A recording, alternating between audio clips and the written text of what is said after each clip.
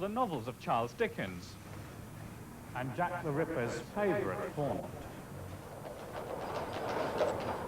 Many of the traditions still continue to live on. Crewmen still choose to deliver their ale by horse and dray. But the streets, once paved with gold for Dick Whittington, are now the heart of another thriving community, transported lock, stock and barrel from halfway across the world. This is Brick Lane, the heart of Britain's Bangladeshi community, and for most Bangladeshis, a piece of Sylhet in London.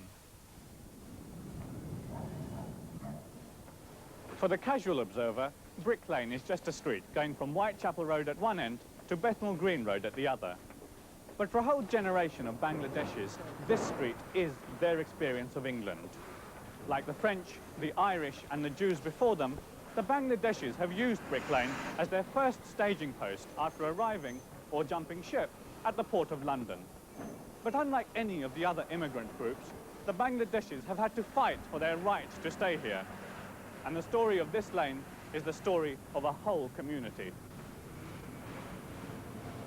Like all immigrants, the first priority of the newcomers was to find work. And of course, it was that traditional immigrant industry, the rag trade, that absorbed the new arrivals. Bangladeshi men found work in the sweatshops of Brick Lane. Prepared to work long hours for a pittance, the community gradually began to infiltrate and take over the business. 25 years ago, these men would have been working for Jews. Nowadays, they worked for their own countrymen. Rashid, can you tell me how long you've been here in Brick Lane? I've been here since 1958. And in those 25 years, what sort of changes have you seen? Well, there's been a lot of changes. This area used to be Jewish area. And the Bangladeshi arrive in England, let's say in the east, in this area, they work for the Jewish people.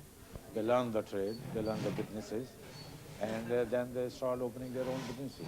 Work long hours, they work very hard, and 2 or 3 people got together and they put the money together. By the mid-70s, many Bangladeshis had put their money together and taken over the garment factories of the lane.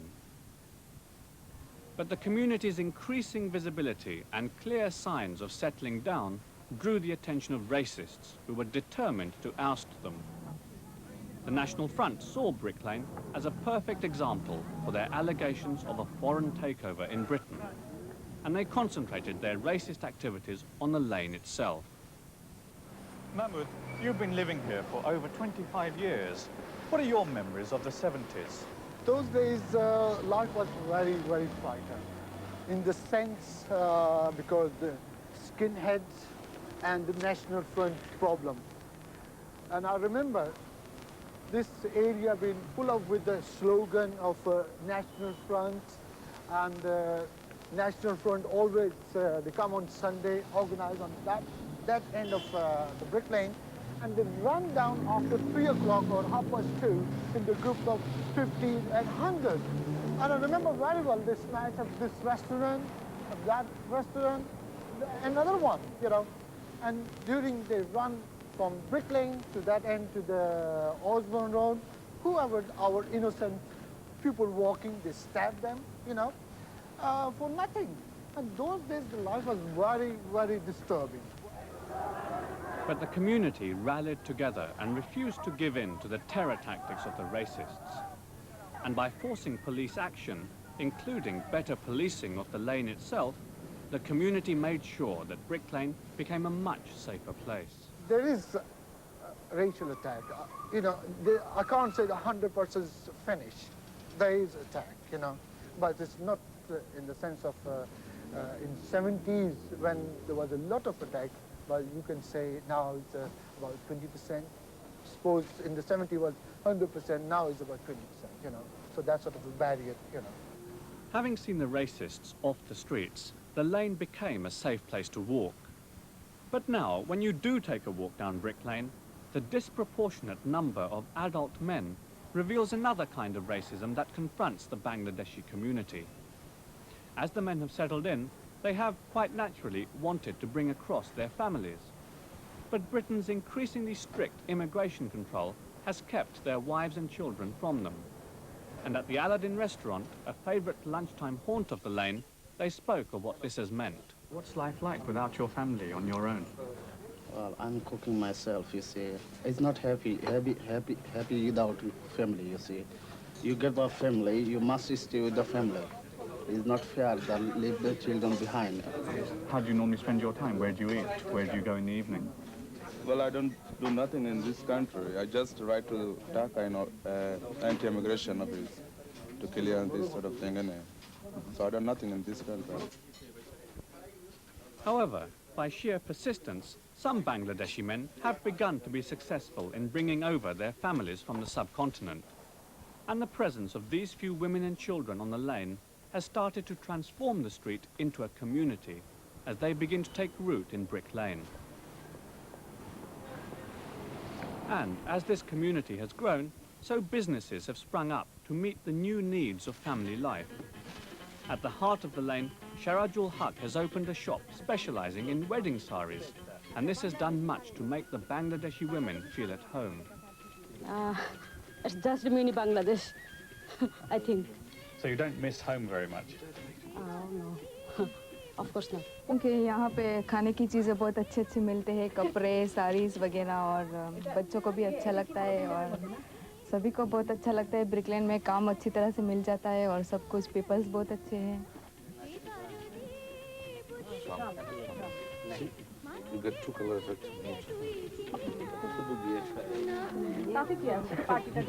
Apart from the right clothes, there are, of course, other social needs, and these too have begun to be catered for. Here in the lane, Mushahid Hassan has established a real emporium of Bangladeshi music cassettes. In fact, he's got the greatest selection in London.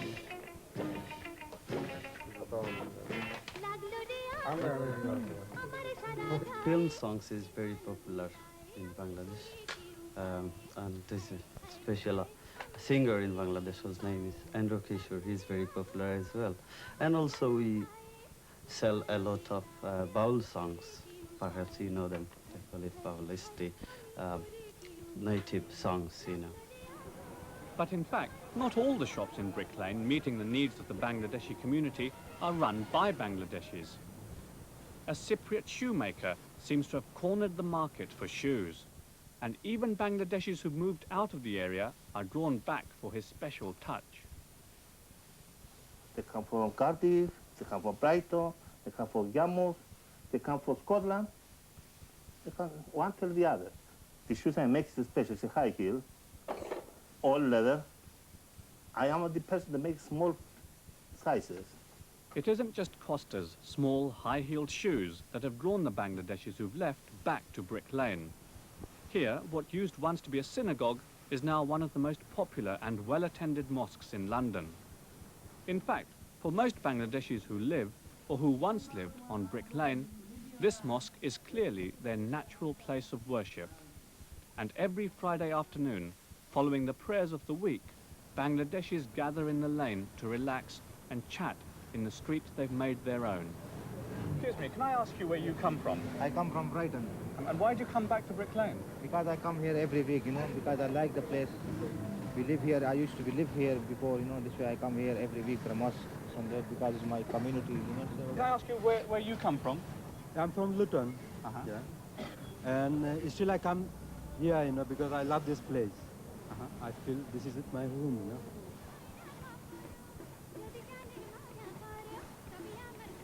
Brick Lane has seen many communities come and go, but for the Bangladeshis of Britain, this is now their true and original heartland, and they're here to stay.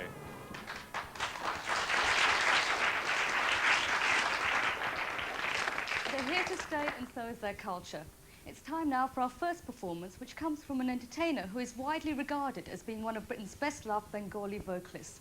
He made his mark as a singer when he won the 1982 Asian International Music Competition and has since built up a following in Europe and America.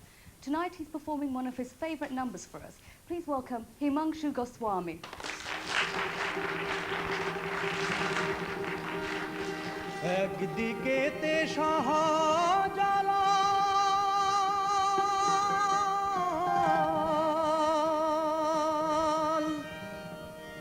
আরেক দিকে নিমাই চাঁদ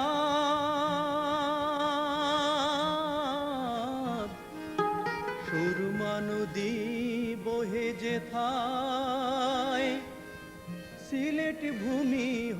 আবার সুরমা নদী বহে যেথায় সিলেট ভূমি হয় আবার আইসি সিলেট যাইমু সিলেট সিলেট থাকুমু শুইয়া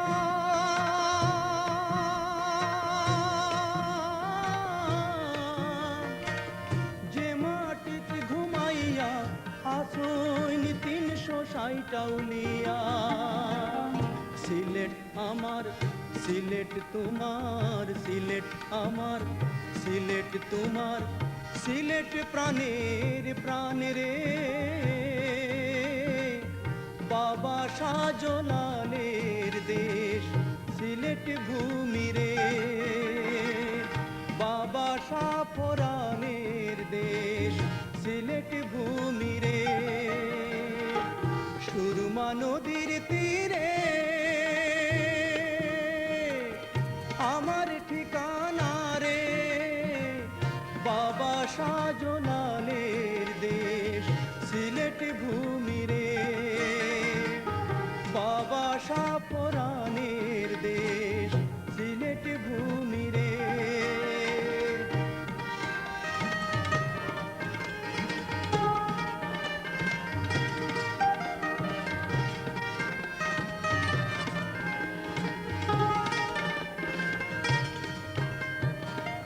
কান্দিয়া যেই মাটিতে ঘুমায় Hason Raja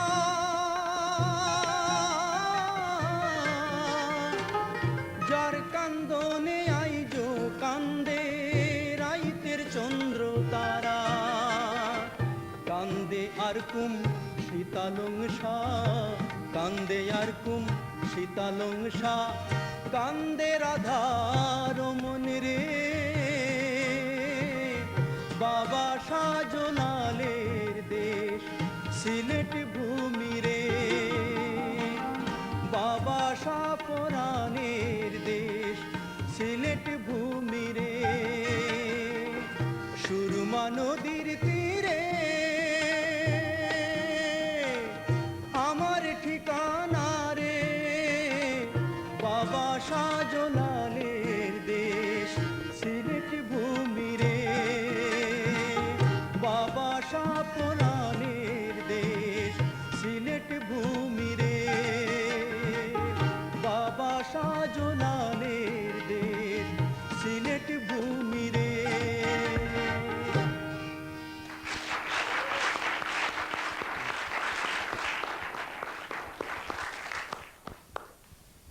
Right, that piece about Sylhet. Well, music may be the food of love, but many Bangladeshis have realized that the best way to win hearts is through the stomach. Although there are nearly as many Bangladeshis in the restaurant trade as in the rag trade, one group have achieved an unusual success in this competitive field, and in so doing have begun to change the face of Asian restaurants. Asif Zuberi brings you this report.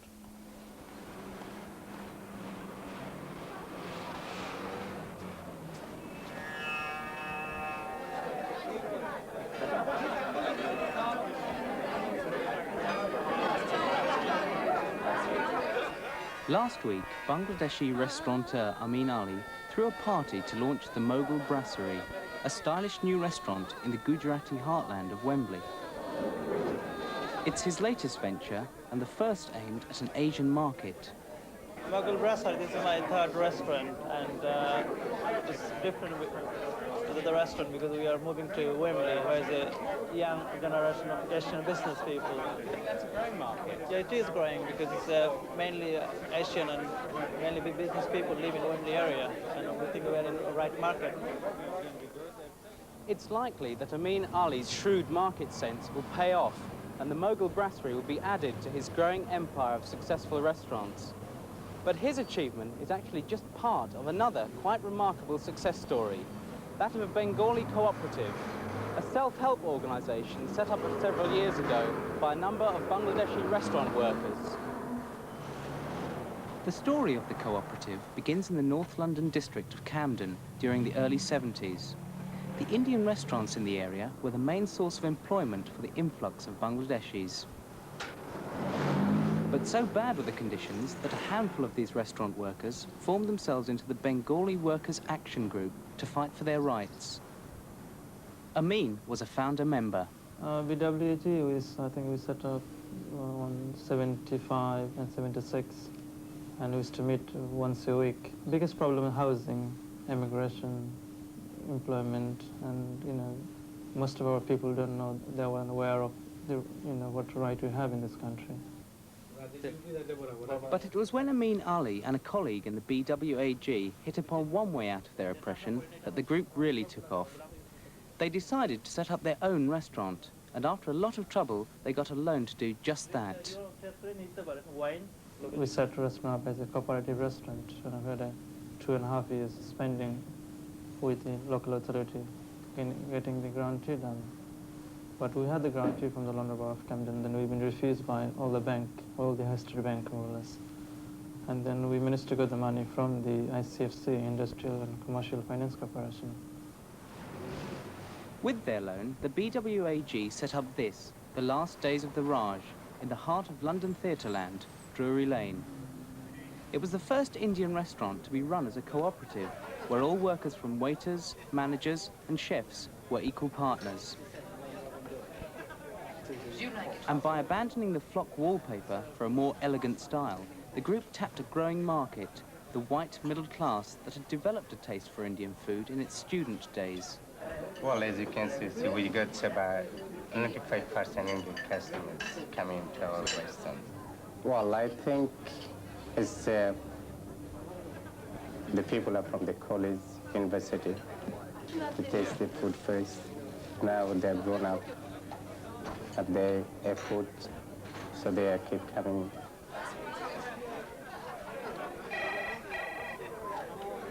With the last days of the Raj booked up every night, it was clear that this market was very big indeed. And that resulted in some members of the cooperative, now having developed the necessary skills, deciding to go it alone, with enormous success. Mahtab Chowdhury, treasurer and founder member of the Bengali Workers' Action Group, set up Taste of India in fashionable Covent Garden. Aftab Ali, another founder member of the BWAG, is behind the Haveli in the upmarket suburb of Hampstead. And Amin Ali, who was General Secretary of the BWAG, is the most successful of all. He runs the Lal Kila and the Red Fort, both in London's West End, and now, to tap the Asian middle-class market, has opened the Mogul Brasserie in Wembley. But the achievement of individual members of the cooperative, as they set up on their own, hasn't damaged the BWAG itself. In fact, the phenomenal success of the restaurant side of the group has also been reflected in the activities of the self-help section. For a start, the old Community Relations Council building, where the original members of the BWAG used to meet, has now been taken over entirely by the self-help group. With help from the CRC, it offers a wide range of services and advice to the local Bengali population. We have advice sessions which runs twice weekly. Then there's the women's group, sewing and ESL classes, the girls group, 2 girls group after school group, and also there are 2 boys group, and also social club for men who come after work to play between 3 to 8. And back at Drury Lane, the workers at Last Days of the Raj are continuing to offer plenty of help and advice to other budding restaurateurs. We have another new group coming up. They come up already. And we are giving them all sort of advice, the necessary advice. And they are opening the business in Western very soon. Very, very nice indeed. Looking forward to this. It's absolutely superb. The story of the Bengali Workers' Action Group is one that goes far beyond the glamour of plush restaurants. This is for we done a black. It's the tale of a small group of people who were willing, able, and ultimately successful in making hard work, good ideas, and determination pay off, not just for their benefit, but for that of the whole Bangladeshi community.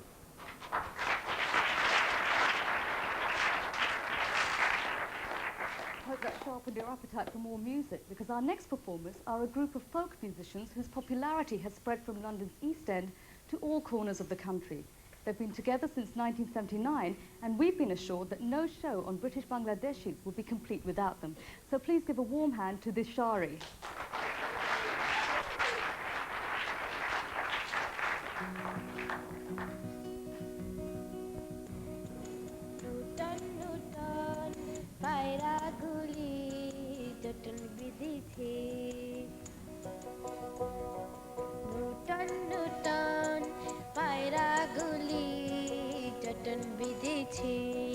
নদীর কাটে মেঘগুলো নাইতে নেমেছে নদীর কাটে মেঘগুলো নাইতে নেমেছে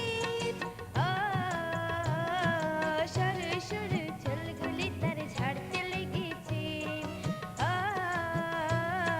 সরে সরে ছেলগুলি তার ঝাড়তে লেগেছে জটন বিঁধেছে জটন বিঁধেছে নূতন নূতন পায়রা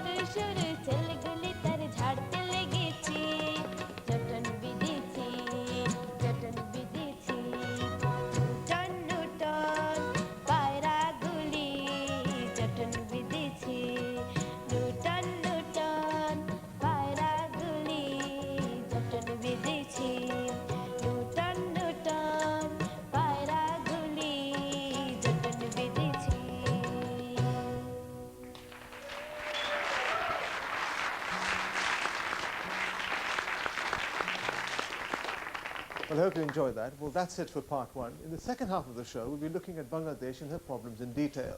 And from Dhaka, Eastern Eye brings you an exclusive interview with President Ershad in which he talks about his plans for the country.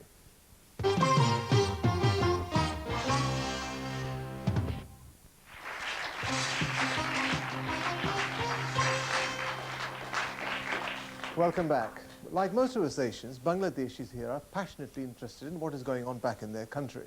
Since its hard-fought independence 13 years ago, this tortuous history has only served to heighten that interest. And this year, Bangladesh stands once more at a crossroads between democracy and dictatorship.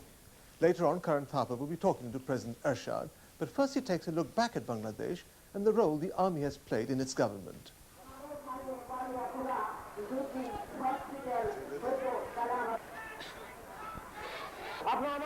More than anyone else, it's this man who holds the key to the future of Bangladesh.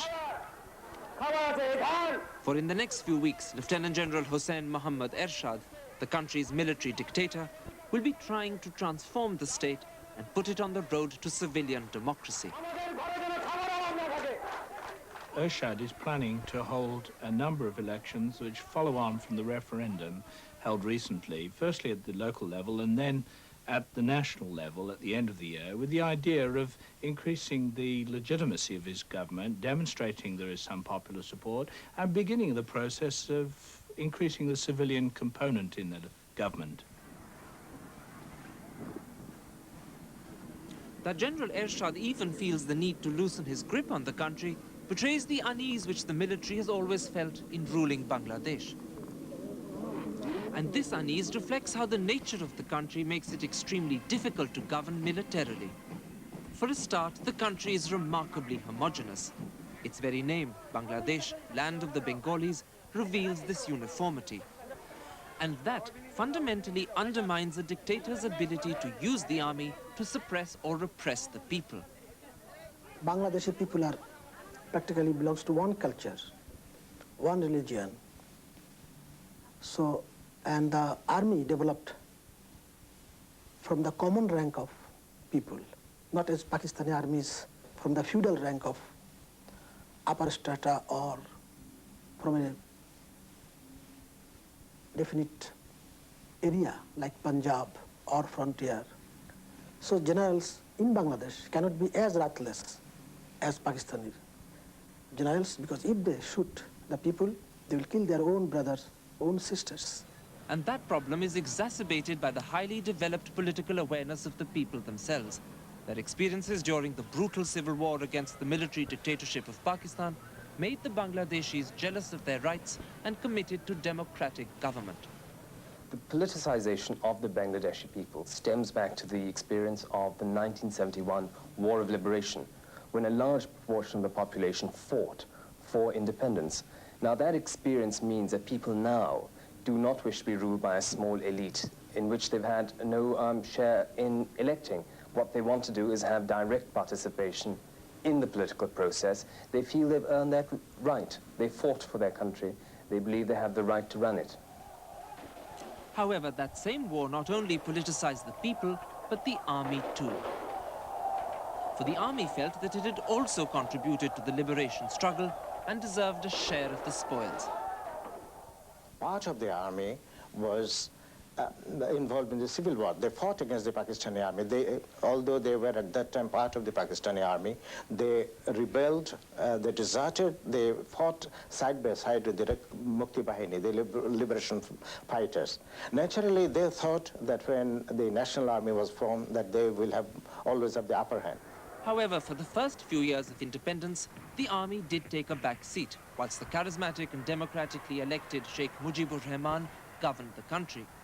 But the task of running one of the world's poorest nations, ravaged by war and nature, proved too much. It is an acutely congested country. You've got nearly 100 million people living on a land area only the size of England and Wales. And a lot of that land area is under floodwater for the high monsoon period. It's extremely difficult to derive a viable, that is to say, a successful economy from it. This is the kind of problem that Mujibur Rahman's government, as soon as Bangladesh was launched as an independent state in late 71, early 72, had to contend with and never really dealt with successfully. And it was Mujib's inability to deal effectively with the disastrous famine of 1974 that brought the army out of the barracks. Sheikh Mujib was assassinated, and a few months later, General Zia-ur-Rahman, after some internal faction fighting, took control of the country and imposed military rule. But having fought in the civil war, Zia was mindful of the democratic wishes of his people and the difficulties of repressing their rights. And so he immediately set about civilianizing his regime. With his personal charm and consummate political skill, Zia achieved an effective transformation. I think the important thing about the late General Zia is that he had charisma. He was seen as a leader of the country. He may not have been father of the nation like Sheikh Mujib, but he did successfully manage to project himself as a genuine political leader. You've got to remember that General Zia did actually resign his commission in the army. He did try to civilianize himself. He did form his own political party, the Bangladesh National Party, the BNP. And all these things did help to project him as a civilian leader of Bangladesh. The effect of Zia's policy was, of course, to reduce the role of the army in the running of the country to their increasing displeasure. So when in May 1981 Zia was murdered as a result of a private feud, the army once more asserted their role. After a period of hesitation, the military swept back into power under Lieutenant General Ershad, the country's army chief of staff. Like Zia before him, Ershad was also aware of the difficulties of ruling by simple military might. And from the start, he too set about trying to civilianize his regime. However, General Ershad has found the going a lot tougher, for the civilian opposition is in much better shape than ever before. The opposition parties in Bangladesh are really two. There's first of all the Awami League. There was then formed the BNP, the Bangladesh National Party. The Awami League, battered as it was years ago, has now revived. It's led by the daughter of the father of the nation, Sheikh Mujib. Her name is Sheikh Hasina. And she's very good, very powerful. The party feels very strong. The BNP is also a powerful factor. General Ershad, the current ruler of Bangladesh, is in no way as strong or as powerful as any of his predecessors. He's got to contend with these two parties. And to exploit this weakness, the opposition have taken to the streets and protested whenever Ershad has tried to legitimize his position by calling elections. 4 times in the last 2 years, he has set a date for voting. But each time, it's been boycotted by opposition parties on the grounds that the continuation of martial law during the electoral process effectively allows Ershad to fix the results. The Awami League, which now heads a 15-party coalition, and the Bangladesh National Party, heading 7-party coalition, are both determined that the only condition on which democracy will be restored is a free and fair election, because they have only one card in their hand, that is boycotting the election. Because by participating in an election, and which can fairly easily be manipulated by the army, they will have given the army a legitimacy without actually getting a democratic regime restored. In the face of this determined opposition, General Ershad's position has also hardened. In the last few years, he's already strengthened his military position by increasing the army's resources to over 1/3 of the national budget. And last month, he arrested Sheikh Hasina and Begum Khalida, the 2 main leaders of the opposition parties. And now it seems that Ershad has decided to go over the heads of the politicians to the people in a direct attempt to transform his regime. Over the last year or so, Ershad has become impatient with the political opposition, and it feels that whenever he makes some concession to them, they just escalate their demands. And I think that he now feels that, well, he's in the driving seat and he is going to determine the course and the balance between order on the one hand, represented by his kind of martial law, and between popular participation through elections, which he's now pressing on with somewhat regardless of opposition criticism and complaints.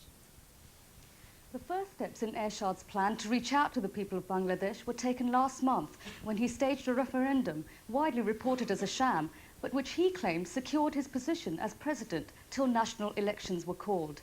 So to find out just how he proposes to pursue his plans for the future of Bangladesh and carry the country with him, Karan Thapa flew out to Dhaka over the weekend to speak to President Ershad in his first ever interview for British television. President Ershad, to many observers in the West, your particular plans to restore democracy in Bangladesh have often seemed just like a thinly disguised attempt at keeping yourself in power. That's the charge they've made. How would you answer that? It's not true. And I think I have proved it in the past when I have opened the political activities without the political parties asking for it and giving them concessions one after another so that they come for election and we can establish a democratic system in the country. Therefore, whatever you just said is not true. Well, I can't say I'm surprised, President Ershad, that you should say that the charge is not true. But let's therefore talk a little about the whole electoral process that you are about to set in motion, and begin perhaps with the referendum that you held last month to secure your own position as president. Now that was widely reported in the West as, if I may use the phrase, a sham. People said that very few voters had actually turned out at the polls on that day. How do you explain that? You must know that before that I tried my best to bring them to elections. And whatever demand they put up to me, I have met all the demands, one after another. These are the political parties are talking Political parties are talking about. And with the hope that they'll come for election. And when they did not come for election, I had no other alternative or option open to me but to go to the people, ask their mandate. And so the referendum was, in your eyes, a last desperate move? Yes, to get people's support that whatever I've done, the programs I have set up, whether the people accept it or not. Can I in that case ask you, President Ershad, why did you arrest political leaders while holding the referendum, particularly the two ladies who are heading your two main opposition We have parties? not arrested anybody. But are they not under house arrest? Their only movement have been restricted. That's all, because we wanted the people to give their mandate free from any interference from anybody. And their freedom would have restricted the people from giving their free mandate? You see, it's not very difficult to create some problem here and there, create some scare here and there. They tried their best, of course, but they failed. They exploded 1 or 2 bombs here and there, but that didn't keep the people away from the polling booth. And whatever they may say, the turning was poor, but people did come, and they did vote for me and for my policies. Indeed, but you said earlier that the opposition leaders were not arrested, their movement was restricted. Can I just ask you to explain what is the distinction between the two? Only 2 ladies' movement have been restricted because also secret reasons. The way they behaved, the way they destroyed government property, incited people. And after all this, people expected they will come for election. And when they did not come for election, naturally, I thought that people's sentiment was against them, and they may have been harmed. And do you have plans now to release them at some point? Inshallah, we will release them after the Upazila elections are over. So they'll be released next month because the Upazila elections, the local government elections, are going to be held in May. Yes, I hope so. Well, I'd like to use that cue to move on to talk about the rest of the electoral process. And I think one of the questions people abroad and I think in this country are particularly interested in is when you plan to hold national elections, and particularly the parliamentary ones. It will depend largely on the course of events in the future.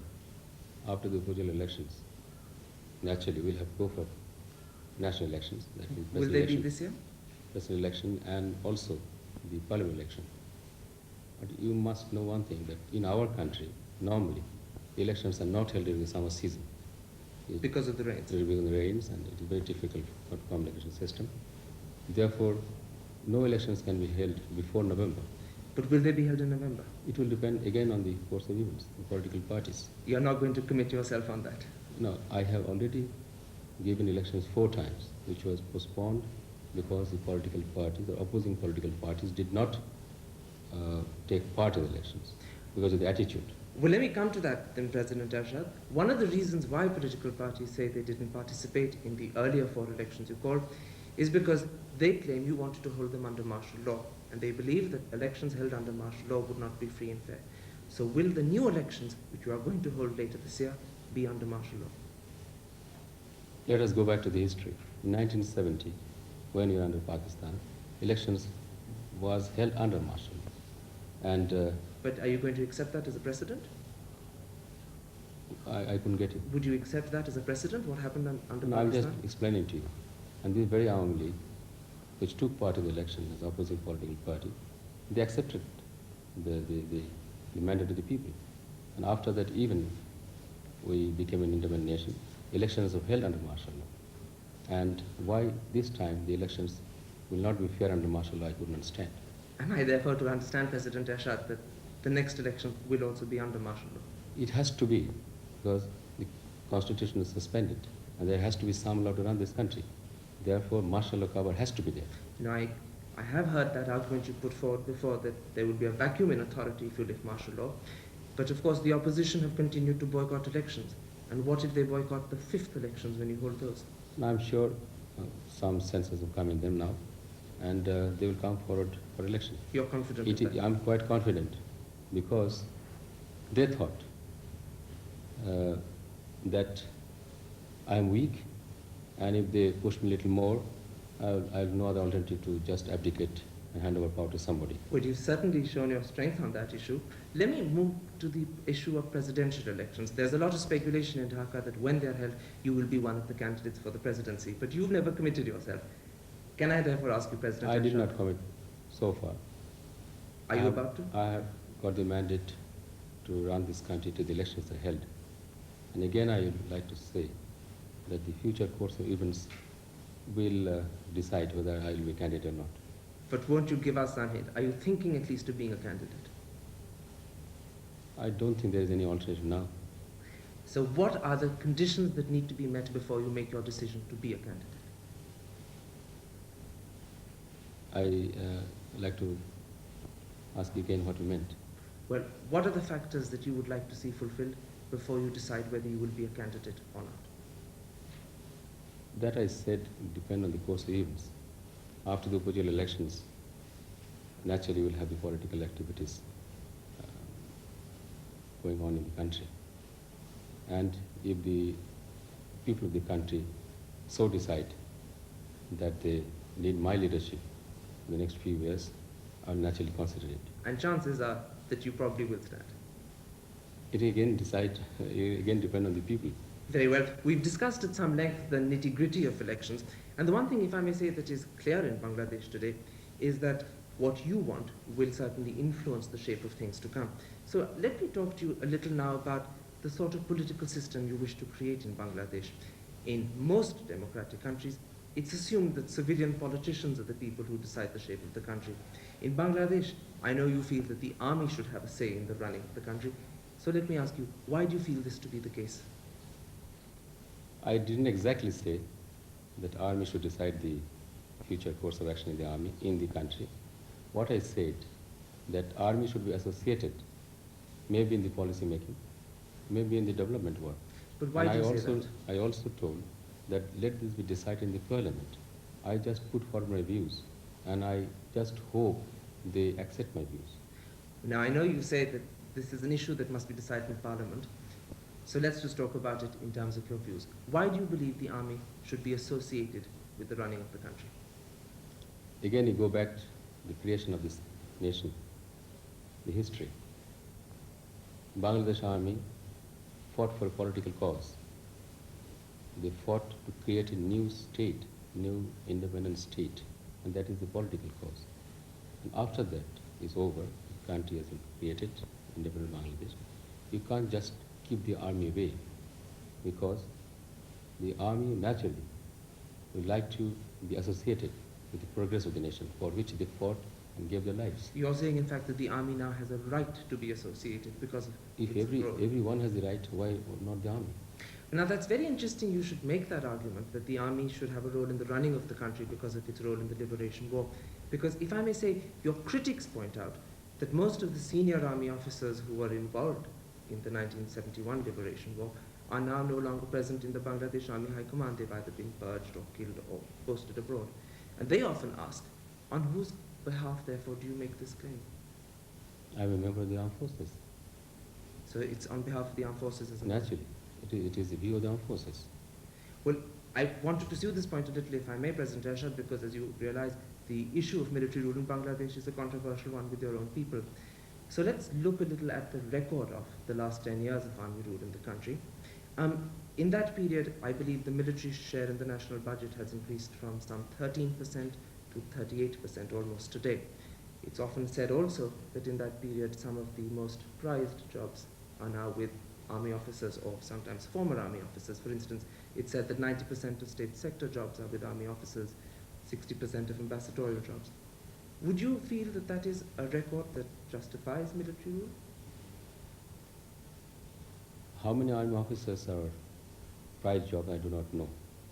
There is a shortage of talents in the country, and most of the officers are retired army officers who is now on contract in certain sectors of the government.